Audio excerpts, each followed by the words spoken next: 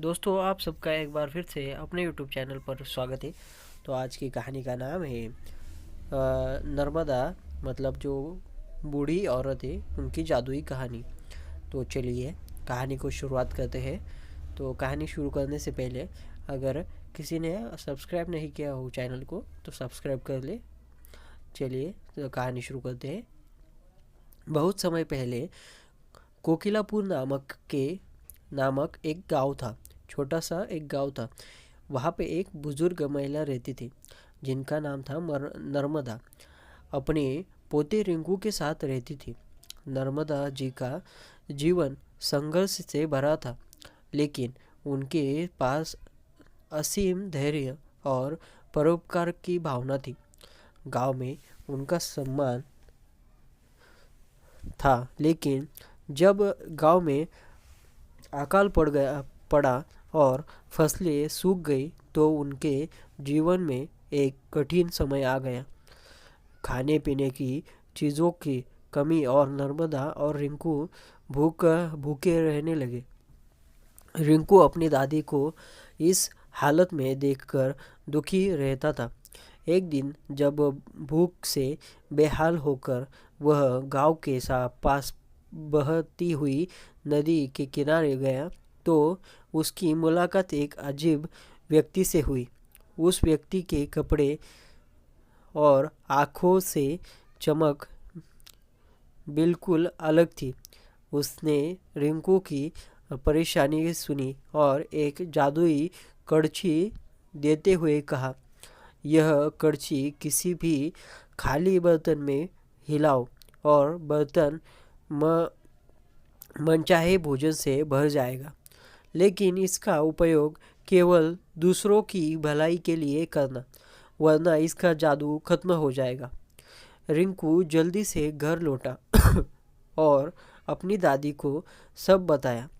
पहले तो नर्मदा को विश्वास नहीं हुआ, लेकिन जब रिंकू ने कड़छी को एक खाली बर्तन में हिलाया तो वह गरम गरम भोजन से भर गई।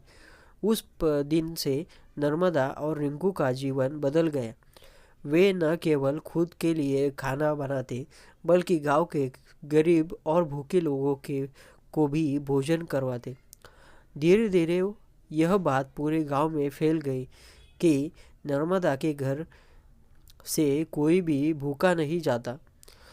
जो लोग कभी उनकी मदद करने से पीछे हटते थे, जैसे निर्मला, वे भी एक उनकी उदारता के कारण शर्मिंदा होकर मदद मांगने लगी। नर्मदा ने सभी को दिल खोलकर माफ कर दिया और सबकी मदद की। इस तरह नर्मदा और रिंकू की जादुई कड़छी ने पूरे गांव में खुशहाली फैला दी। पर एक दिन ऐसा हुआ कि एक गांव में रहने वाला इंसान जिसका जिसको इस कड़छी का लालच हो गया, वह बोलने लगा कि अगर यह कड़छी मुझे मिल जाए तो मैं क्या क्या करूँगा। तो वह रात में जाता है नर्मदा जी के घर पे और वह कड़छी चुरा लेता है। और वह कड़छी चुराने के बाद वह अपने खुद के लिए कुछ भोजन बनाने के लिए वो कड़छी घुमाता है, पर उसका जादू चलता ही नहीं है, क्योंकि उस व्यक्ति ने बताया था कि अगर तुमने खुद के लिए यह यूँ इस्तेमाल की तो इसका जादू खत्म हो जाएगा। तो वह किसी काम की नहीं रही।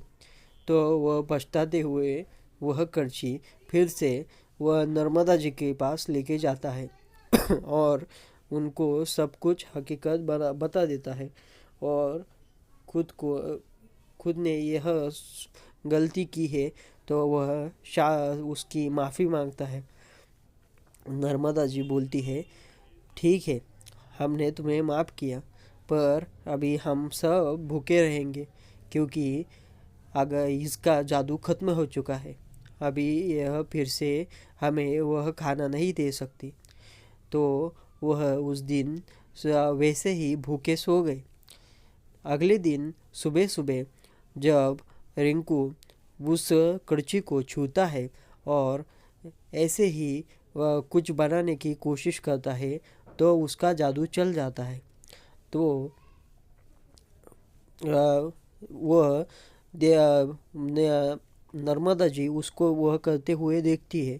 तो नर्मदा जी बोलती है, रिंकू यह कैसे जादू चल गया? तो रिंकू बोलता है, माँ दादी, यह मैंने मेरे लिए नहीं बनाया, मैं उन भूखे लोगों के लिए बना रहा था, तो यह चल गया।